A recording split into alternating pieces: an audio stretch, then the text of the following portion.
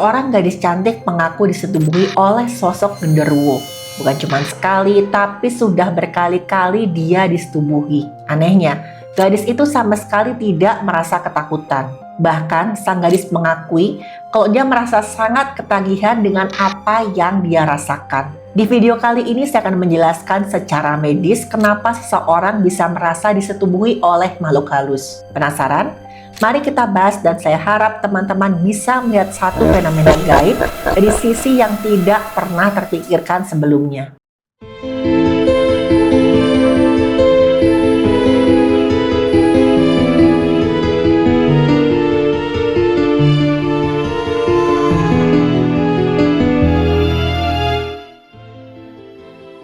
Halo, saya Dr. Stefani. Saya seorang dokter spesialis forensik dan mediko-legal, dan saya belajar dari yang mati.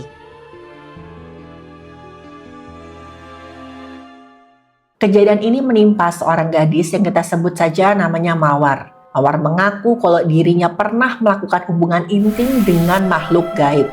Yang mengagetkannya lagi, Mawar mengalaminya berkali-kali dan dia merasa menikmatinya. Menurut pengakuan Mawar, makhluk gaib yang mengganggunya itu punya ciri-ciri tubuhnya tinggi besar dan seluruh tubuhnya penuh dengan bulu hitam tebal. Ya, makhluk itu kedengaran seperti sosok genderuwo. Mungkin teman-teman ada yang pernah dengar tentang sosok ini. Genderuwo adalah makhluk mitologi yang cukup banyak dikenal. Sosoknya digambarkan sebagai makhluk tinggi besar, bulunya hitam lebat dengan mata merah yang menyala. Dia punya bau tubuh yang khas. Katanya seperti lupa yang terbakar, bau bangkai, atau kadang-kadang malah berbau asam seperti keringat. Katanya, sosok genderuwo ini juga menyukai tempat yang gelap dan lembab, seperti pohon rindang, rumah kosong, ataupun dalam goa. Makhluk ini punya sifat suka menggoda perempuan. Kadang-kadang dia berubah wujud menjadi pria tampan untuk menggoda korbannya. Dia suka digambarkan sebagai sosok yang sering melakukan tindakan tidak senonoh, seperti menyentuh seorang perempuan secara diam-diam, atau bahkan melihat sang perempuan yang sedang mandi dan berganti pakaian. Bahkan katanya genderuwo kadang-kadang sampai menyetubuhi korbannya secara gaib. Targetnya adalah wanita yang merasa kesepian atau sering melamun. Inilah yang katanya dialami oleh Mawar. Mawar sendiri statusnya masih lajang. Dia dikenal sebagai perempuan yang sangat cantik. Mawar juga rajin merawat wajah dan tubuhnya. Mawar juga dikenal sebagai orang yang sangat ramah dan supel. Banyak banget nih laki-laki yang tertarik sama Mawar. Ketika mengalami hal ini, Mawar baru saja putus dari pacarnya. Dia sering merasa kesepian, tapi di sisi lain, Mawar masih merasa enggan memulai hubungan yang baru. Banyak yang bilang, perempuan yang merasa kesepian seperti Mawar itu banyak diincar oleh genderuwo. Mawar bilang, awalnya dia merasa tubuhnya disentuh sosok yang tidak terlihat ketika dia sedang tidur malam. Mawar merasa didatangi oleh sosok tinggi besar yang tubuhnya berbulu lebat. Sosok itu mirip dengan sosok genderuwo. Tubuhnya tinggi besar dan kepalanya tuh sebesar tampah. Makhluk itu kemudian mendekati Mawar dan saat itulah Mawar melihat dengan jelas seperti apa sosoknya. Matanya berwarna merah menyala dan tubuhnya penuh dengan rambut warna hitam. Mawar sangat ketakutan melihat sosok itu, tapi dia nggak bisa bergerak. Tubuh Mawar rasanya seperti lumpuh. Kita mungkin pernah mengalami apa yang dirasakan oleh Mawar. Ketika tidur pulas, tiba-tiba aja tubuh kita nggak bisa bergerak. Mata kita tuh kayak kebuka, tapi badan terasa dikunci. Dan kadang-kadang kita juga merasa seperti melihat atau mendengar sesuatu. Yang dialami Mawar ini disebut juga dengan ketindihan atau sleep paralysis. Dalam dunia medis, sleep paralysis ini adalah kondisi di mana seseorang terbangun dari tidur tapi nggak bisa bergerak walaupun pikirannya sadar. Yang kita alami ini penyebabnya antara lain kelelahan, stres psikologis, atau penggunaan obat-obatan tertentu. Jadi tidur itu dibagi menjadi dua fase utama. Yang pertama, non-rapid eye movement, tidur ringan hingga sangat lelap. Yang kedua, rapid eye movement, fase di mana kita tertidur dalam dan mulai bermimpi. Di fase ini otak kita sangat aktif, tapi saraf-saraf kita mengunci gerakan tubuh. Disebut juga dengan atonia. Tujuannya agar tubuh kita tuh nggak bergerak-gerak ketika kita sedang bermimpi. salah satu mekanisme perlindungan diri kita supaya kita nggak cedera. Ketindihan ini terjadi waktu otak kita sudah sadar, tapi tubuh kita masih dalam fase atonia. Karena sinyal penghambat saraf penggerak tubuh kita masih bekerja di sumsum tulang belakang. Akibatnya, tubuh kita tetap terasa lumpuh, tapi kesadaran kita sudah mulai aktif. Otak kita kadang-kadang jadi panik dan kemudian mengaktifkan sistem limbik yang merupakan pusat emosi dan ketakutan. Area penglihatan dan somatosensoris di otak kita ikutan terpicu. Di fase inilah, kadang-kadang orang mengalami halusinasi, seperti melihat bayangan hitam, bahkan sampai disentuh oleh sosok gaib. Dari segi medis, itulah yang kira-kira terjadi pada Mawar. Waktu itu, Mawar terbangun dalam kondisi sangat ketakutan. Tubuhnya gemetaran dan ketika dia terbangun, sosok itu udah nggak ada, menghilang entah kemana. Mawar mengira waktu itu dia hanya bermimpi buruk, tapi ternyata gangguan itu terus berlanjut. Sejak hari itu, Mawar mengaku dia seperti diikuti terus oleh sosok makhluk gaib tersebut. Bahkan dalam kondisi Mawar masih terbangun. Mawar sering merasakan tubuhnya disentuh secara tidak pantas oleh makhluk tersebut, walaupun hal itu hanya dia rasakan di saat-saat tertentu. Contohnya ketika dia sedang mengganti pakaian atau membersihkan tubuh. Di sini mungkin ada teman-teman yang bertanya, saat dalam kondisi terbangun, Mawar juga diganggu. Apa hal ini bisa dijelaskan juga secara medis? Ya teman-teman, hal ini ada penjelasan medisnya. Yang dialami oleh Mawar dari segi medis disebut juga dengan tactile hallucination, atau bahasa mudahnya halusinasi sentuhan. Ini kondisi di mana seseorang merasa disentuh atau bahkan dirangsang secara fisik. Padahal nggak ada apa-apa. Semua yang kita rasakan tuh berasal dari sinyal saraf dalam otak. Ketika mengalami halusinasi sentuhan ini, otak tuh seakan-akan salah membaca sinyal. Penyebabnya antara lain gangguan sistem saraf pusat, stres berat, dan trauma psikologis. Fenomena ini bukan hal yang berbahaya, tapi kalau sampai mengganggu aktivitas sehari-hari atau membuat takut yang berlebihan, ada baiknya berkonsultasi ke dokter psikiatri atau ke psikolog. Nanti di sana, ahli kejiwaan akan membantu mengatasi penyebab halusinasi yang dialami. Pada kasus Mawar, mungkin saat itu dia sedang mengalami stres psikis yang cukup berat. Sistem sarafnya Mawar kemudian menciptakan pemikiran palsu, seakan-akan ada makhluk yang menyentuh Mawar secara nggak pantas. Yang lebih anehnya lagi, Mawar merasa seperti sedang diperlakukan mesra oleh pasangannya. Mawar bilang, saya merasa menikmati setiap sentuhan yang saya rasakan. Biarpun saya nggak bisa melihat sosok yang menyentuh saya, tapi saya nggak peduli. Kadang-kadang saya merasa seperti dimanjakan oleh sosok kekasih yang tidak kasat mata. Begitu kira-kira yang dikatakan oleh Mawar. Waktu Mawar membagikan kisahnya, ada yang berkomentar kok saat itu sebenarnya dia sedang diperdaya oleh sosok genderuwo tersebut. Ada juga yang berkata kalau genderuwo tersebut sudah jatuh cinta pada Mawar dan ingin memiliki Mawar. Mereka bilang, Mawar tuh seharusnya lekas mencari ahli spiritual untuk membantunya melenyapkan sosok tersebut. Karena kalau dibiarkan, Mawar bisa kehilangan kewarasannya. Banyak yang bilang genderuwo itu adalah sosok yang cukup posesif. Genderuwo nggak mau Mawar dimiliki oleh laki-laki lain, dan dia akan memperdaya Mawar sampai mengalami gangguan kejiwaan. Tujuannya jelas, agar nggak ada orang yang tahan berada di dekatnya Mawar. Tapi saat itu Mawar merasa nggak keberatan dengan keberadaan sosok genderuwo tersebut. Dan lama-kelamaan gangguan yang Mawar rasakan pun semakin intens. Puncaknya, waktu Mawar merasa disetubuhi oleh sosok gaib ketika dia sedang tidur. Satu malam lagi-lagi Mawar mengalami ketindihan. Sekali ini dia merasa didatangi oleh sosok gaib, tapi wujudnya nggak mengerikan. Sebaliknya, sosok ini adalah laki-laki yang berwajah sangat tampan. Dan kata Mawar, baru sekali ini saya melihat wajah yang begitu tampannya. Sosok itu kemudian mendekati Mawar, kemudian menyentuh tubuhnya dengan cara yang sangat nggak pantas. Laki-laki itu kemudian menyetubuhi Mawar, dan anehnya Mawar sama sekali tidak merasa takut. Ketika Mawar akhirnya terbangun, dia justru merasa seperti baru saja berhubungan intim dengan kekasihnya. Sama sekali nggak ada rasa takut, apalagi keinginan untuk mencari pertolongan. Dan kejadian ini terjadi berulang kali. Anehnya lagi sosoknya beda-beda. Kadang menyerupai sosok laki-laki yang Mawar kenal seperti mantan kekasihnya. Kadang-kadang malah sosok yang tidak pernah Mawar lihat sama sekali.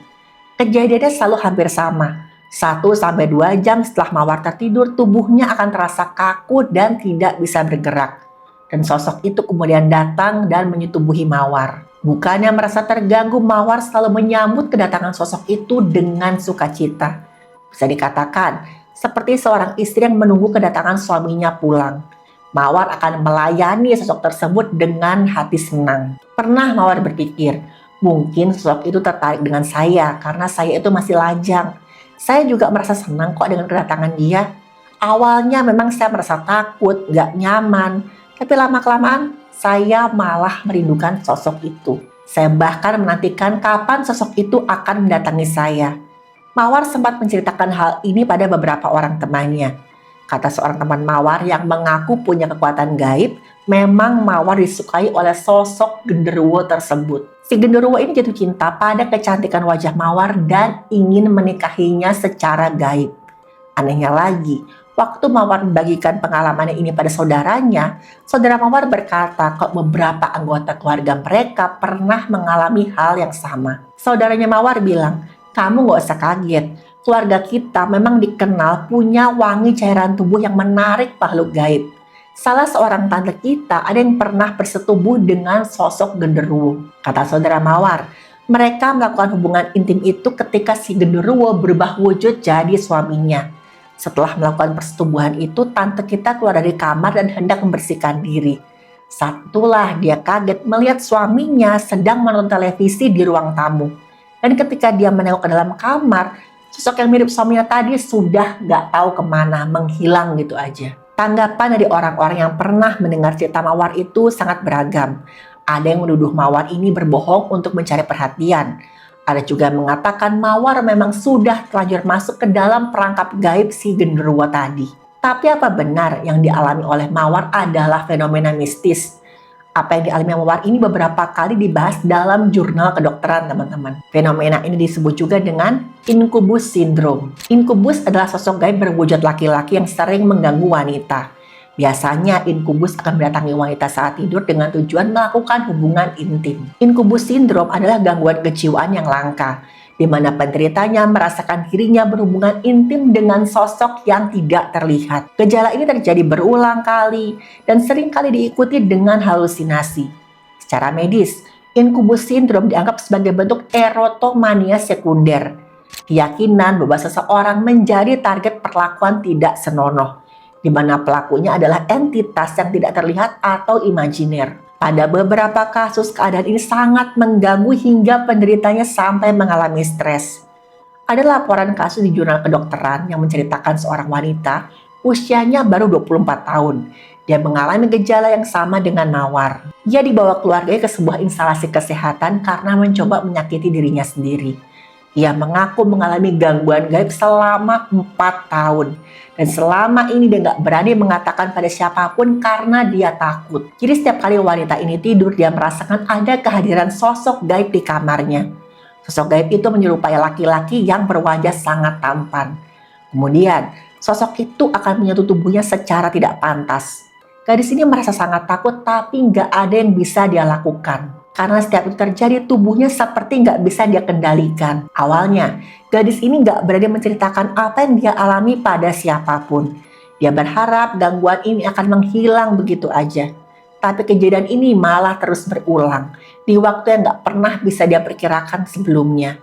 Puncaknya, waktu kakak perempuan yang kebetulan tinggal satu kamar dengannya melihat gadis itu menggerakkan tubuhnya dengan aneh. Kata kakak perempuannya, saya melihat tubuhnya tuh mengeliat-ngeliat saat tidur. Ketika saya bangunkan, dia langsung menangis dan memeluk saya. Dia kemudian mengatakan kok dia baru saja diperlakukan tidak senonoh oleh sosok gaib. Gadis tersebut sudah pernah mencoba berobat ke ahli spiritual. Berbagai macam ritual pernah dia lakukan, tapi nggak satu pun yang berhasil. Gadis ini mulai yakin bahwa dirinya memang sudah diincar oleh makhluk gaib. Akhirnya karena nggak tahan, sang gadis ini pun berusaha mencoba menyakiti dirinya sendiri dengan meloncat dari lantai 2 rumahnya. Dia mengalami patah di kedua kakinya dan kemudian dibawa ke instalasi kesehatan oleh orang tuanya. Setelah ditangani oleh dokter bedah tulang, gadis itu kemudian dirujuk ke dokter psikiatri. Hasil pemeriksaan psikiater didapatkan tidak ada tanda-tanda gangguan saraf atau riwayat penggunaan zat-zat berbahaya. Daya ingat dan cara berpikir gadis itu relatif masih baik. Dokter juga melakukan uji scan otak dan tidak ditemukan adanya tanda-tanda kelainan apapun. Ada kecenderungan halusinasi dan juga waham yang mengarah ke gangguan psikotik. Akhirnya sang gadis pun diterapi dengan obat-obatan antipsikotik dan anti cemas. Dokter juga memberikan psikoterapi untuk membantu gadis itu memahami dan mengelola pikirannya.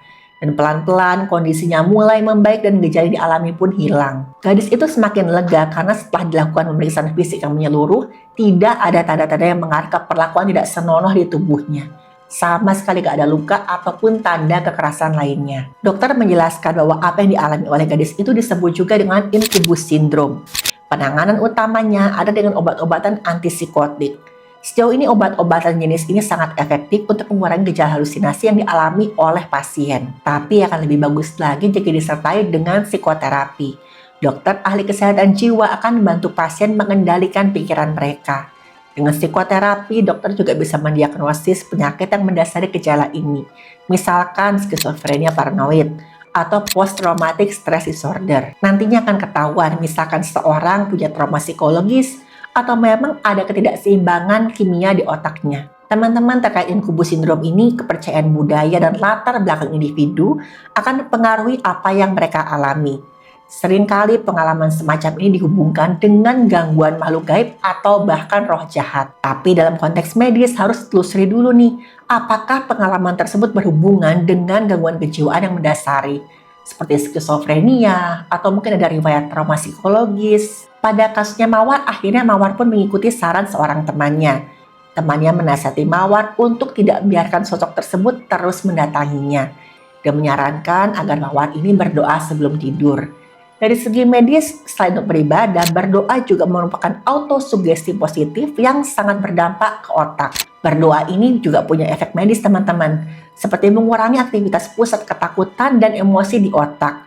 Berdoa menenangkan gelombang otak dari waspada ke rileks, juga mengurangi resiko mimpi buruk dan halusinasi saat tidur.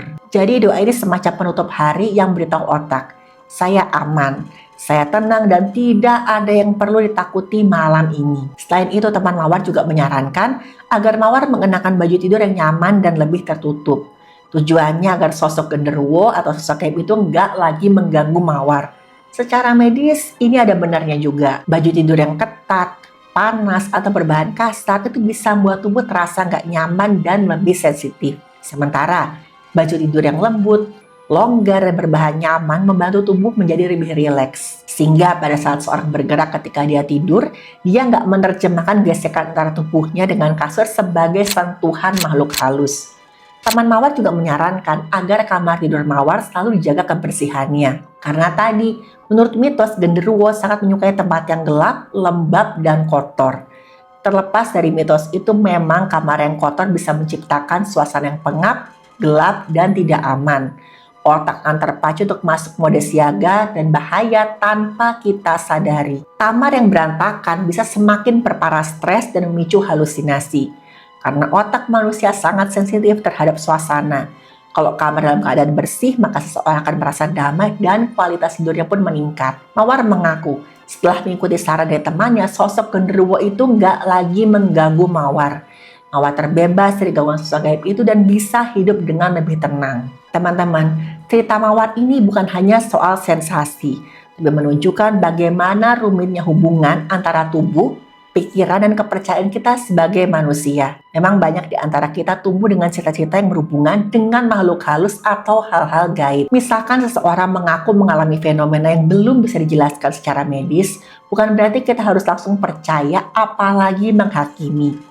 Tugas kita adalah coba memahami dan membantu mencari solusi. Ilmu kedokteran, terutama kedokteran jiwa dan saraf, adalah alat untuk melihat segala sesuatu dengan lebih dalam. Di balik cerita fenomena gaib seperti disetubui makhluk halus, tersimpan gejala medis seperti tactile hallucination, sleep paralysis, dan incubus syndrome. Dan saya tegaskan, ilmu pengetahuan bukan untuk menghancurkan kepercayaan, tapi untuk memberikan penjelasan yang lebih rasional dan solusi bagi masalah yang dialami. Kuncinya adalah dengarkan, pahami, dan gunakan logika untuk menilai segala sesuatu.